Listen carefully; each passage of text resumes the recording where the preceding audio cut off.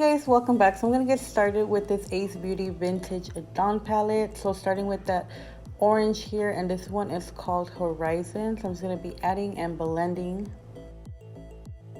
So once I'm done applying that color, I'm going to go in with this one called Pyramid, and I'm just going to be adding it a little under that orange one.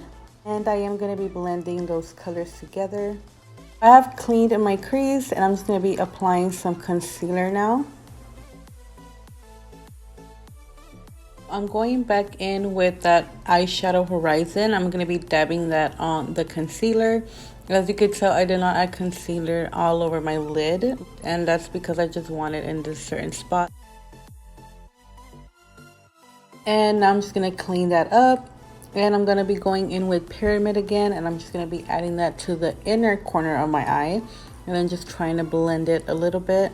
And I am going to be adding it here too, and I'm just going to be putting some lashes and foundation and everything else, and this is how it turned out. I think the colors came out beautiful together. Don't forget to like, comment, and subscribe, and I'll see you guys on the next one.